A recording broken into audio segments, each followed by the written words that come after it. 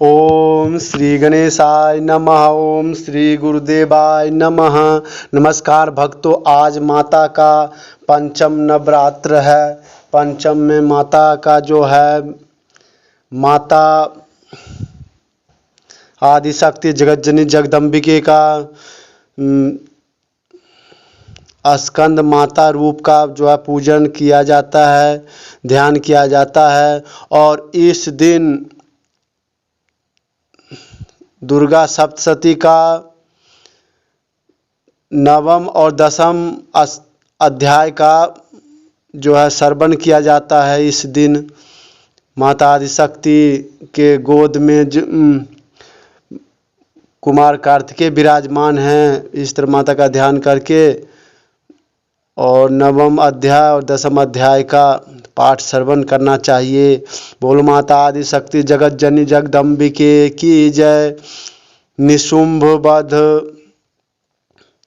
मैं अर्धनारीश्वर श्री विग्रह की निरंतर शरण लेता हूँ। उसका वर्णन बंदूक पुष्प और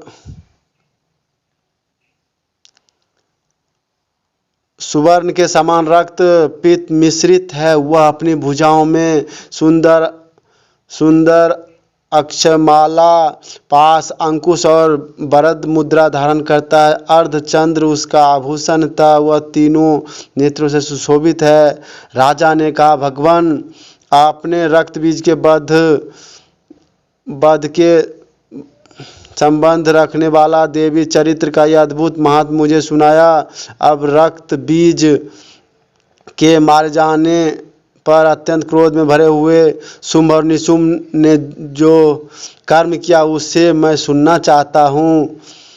फिर ऋषि ने बोले, राजन, युद्ध में रक्त बीज और अन्य दैत्यों के मारे जाने पर शुंभ और निशुंभ के क्रोध की सीमा न रही। अपनी विशाल सेना इस प्रकार मारी जाती देख निशुंभ अमरस में भरकर देवी की ओर दौड़ा।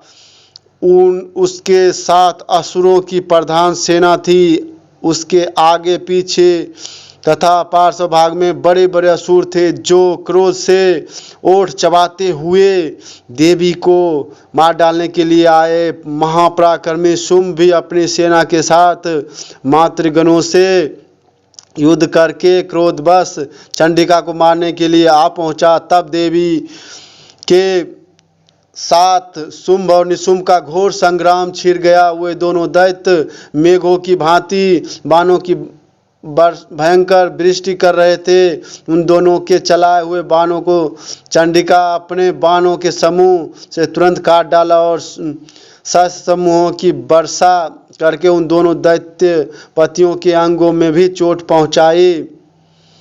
निशुंभ ने तीखी तलवार और चमकती हुई ढाल लेकर देवी की श्रेष्ठ वाहन सिंह के मस्तक पर प्रहार किया। अपने वाहन को चोट पहुंचने पर देवी ने क्षुरप्र नामक बाण से निशुंभ की श्रेष्ठ तलवार तुरंत ही काट डाली और उसकी ढाल को भी, जिसमें 8 चांद जड़े थे, खंड खंड कर दिया। ढाल और तलवार के कट जाने पर असुर ने शक्ति चलाई, किंतु सामने आने पर देवी ने चक्र से उसके भी 2 टुकड़े कर दिए। अब तो निशुंभ क्रोध से जल उठा और उस दानव ने देवी को मारने के लिए शूल उठाया, किंतु देवी ने समीप आने पर उसे भी मुक्के से मारकर चूर्ण कर दिया। तब उसने गदा घुमाकर चंडी के ऊपर चलाए, परंतु वह भी देवी के त्रिशूल से कटकर भस्म हो गया। तदंतर दैत्यराज निशुंभ को फरसा हाथ में लेकर आते देख देवी ने बाण समूहों से घायल कर धरती पर सुला दिया। उस भयंकर पराक्रमी भाई निशुंभ के धराशायी हो जाने पर शुंभ को बड़ा क्रोध हुआ और अंबिका का वध करने के लिए वह आगे बढ़ा। रथ पर बैठ ही उत्तम आयुधों से सुशोभित अपनी बड़ी बड़ी 8 अनुपम भुजाओं से समूचे आकाश को ढककर वह अद्भुत शोभा पाने लगा। उसे आते देख देवी ने शंख बजाया और धनुष की प्रचंड का भी अत्यंत दूसरा शब्द किया। साथ ही अपने घंटे के शब्द से जो समस्त दैत्य सैनिकों का तेज नष्ट करने वाला था, संपूर्ण दिशाओं को व्याप्त कर दिया। तदंतर सिंह ने भी अपनी दहाड़ से, जिसे सुनकर बड़े बड़े गजराजों का महान मद्दूर हो जाता था, आकाश, पृथ्वी और 10 दिशाओं को गुंजा दिया। फिर काली ने आकाश में उछलकर अपने दोनों हाथों से पृथ्वी पर आघात किया। उससे ऐसा भयंकर शब्द हुआ जिससे पहले के सभी शब्द शांत हो गए।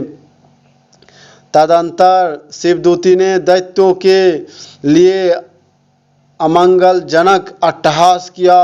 इन शब्दों को सुनकर समस्त असुर थर्रा उठे, किंतु शुंभ को बड़ा क्रोध हुआ। उस समय देवी ने जब शुंभ को लक्ष्य करके, ओ दुरात्मा, खड़ा रह। तभी आकाश में खड़े हुए देवता बोल उठे, जय हो, जय हो।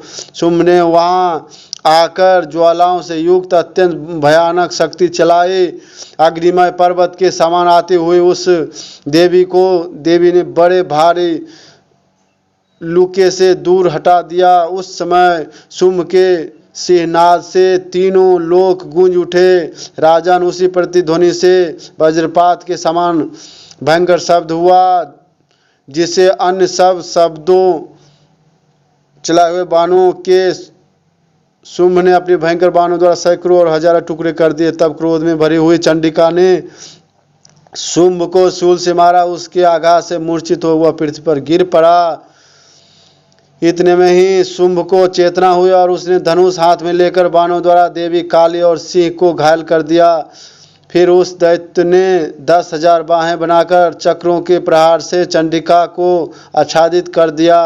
तब दुर्गम पीड़ा का नाश करने वाली भगवती दुर्गा ने कुपित होकर अपने बाणों से उन चक्रों तथा बाणों को काट गिराया। यह देख निशुंभ दैत्य सेना के साथ चंडिका का वध करने के लिए हाथ में गदा ले बड़े वेग से दौड़ा।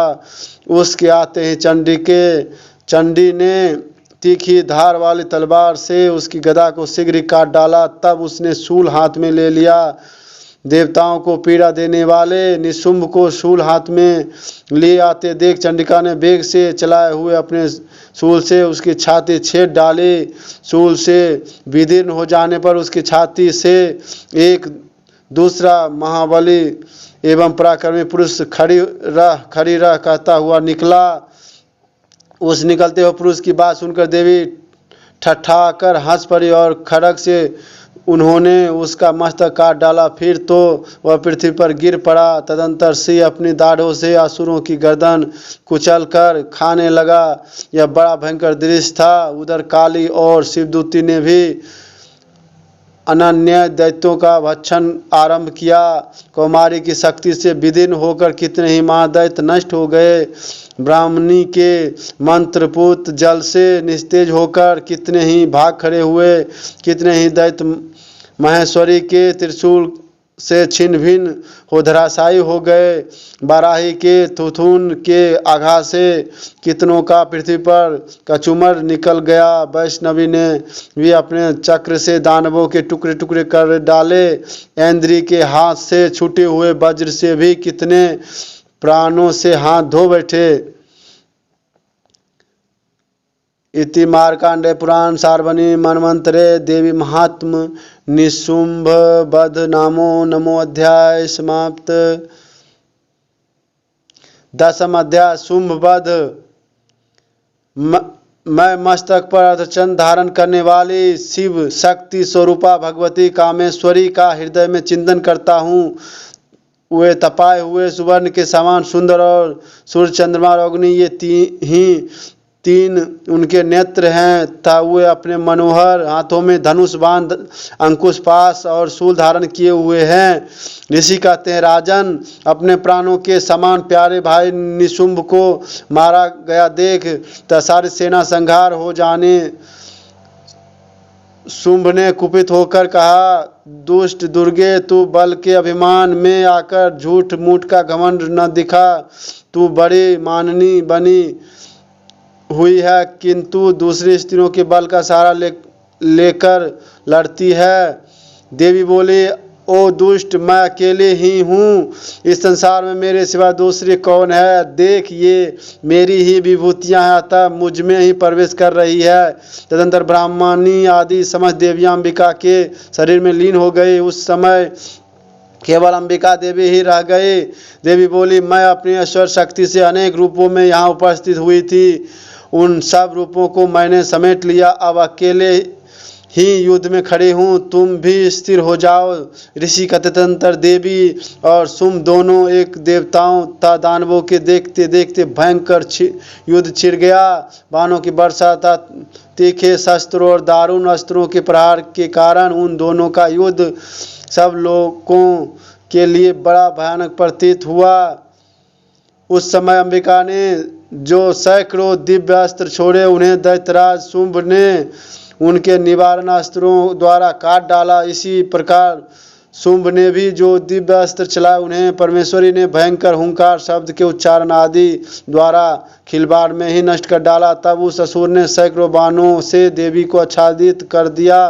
यह देख क्रोध में भरी हुई उन देवी ने भी बाण मारकर उसका धनुष काट डाला। धनुष कट जाने पर फिर दैत्यराज ने शक्ति हाथ में ली, किंतु देवी ने चक्र से उसके हाथ की शक्ति को भी काट गिराया। तत्पश्चात दैत्य के स्वामी शुंभ ने 100 चांद वाली चमकती हुई ढाल और तलवार हाथ में ले उस देवी पर धावा किया। उसके आते ही चंडिका अपने धनुष से छोड़े हुए तीखे बाणों द्वारा सूर्य किरणों के समान उज्ज्वल ढाल और तलवार को तुरंत काट दिया।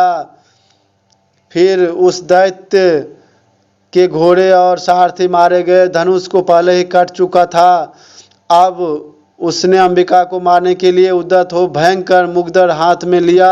उसे आते देख देवी ने अपने तीक्ष्ण बाणों से उसका मुग्दर भी काट डाला।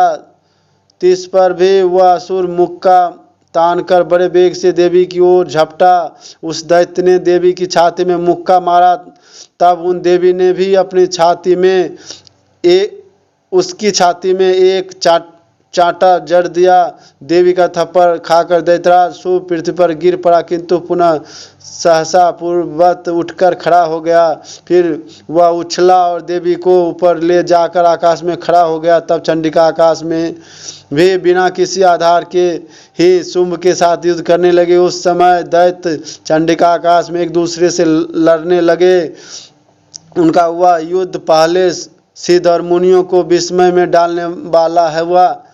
फिर अंबिका ने शुंभ के साथ बहुत देर तक युद्ध करने के पश्चात उसे उठाकर घुमाया और पृथ्वी पर पटक दिया। पटके जाने पर पृथ्वी पर आने के बाद वह दुरात्मा दैत्य पुनः चंडिका का वध करने के लिए उनकी ओर बड़े वेग से दौड़ा। तब समस्त दैत्यों के राजा शुंभ को अपनी ओर आते देख देवी ने त्रिशूल से उसकी छाती पर छेद कर उसे पृथ्वी पर गिरा दिया। देवी ने शूल की धार से घायल होने पर उसके प्राण पखेरु उड़ गए और वह समुद्रों, द्वीपों और पर्वतों सहित समूची पृथ्वी को कपाता हुआ भूमि पर गिर पड़ा। तदंतर उस दुरात्मा के मारे जाने पर संपूर्ण जगत एवं पूर्ण स्वस्थ हो गया था। आकाश स्वच्छ दिखाई देने लगा। पहले जो उत्पात सूचक मेघ और उल्कापात होते थे वे सब शांत हो गए। उस दैत्य के मारे जाने पर नदियां भी ठीक मार्ग में बहने लगी। उस समय शुंभ की मृत्यु के बाद संपूर्ण देवताओं का हृदय हर्ष से भर गया और गंधर्व मधुर गीत गाने लगे। दूसरे गंधर्व बाजे बजाने लगे और अप्सराएं नाचने लगी। पवित्र वायु बहने लगी। सूर्य की प्रभा उत्तम हो गई। अग्निशाला की बुझी हुई आग अपने आप प्रज्वलित हो उठी। संपूर्ण दिशाओं में भयंकर शब्द शांत हो गए। इस प्रकार मार्कंडेय पुराण में सार्वजनिक मनवंतर की कथा के अंतर्गत देवी महात्म्य में शुंभवध नामक 10वां अध्याय संपूर्ण। बोलो माता रानी आदि शक्ति जगत जननी जगदम्बिके की जय। सर्व मनोकामना पूर्ण करने वाले माता स्कंद माता की जय।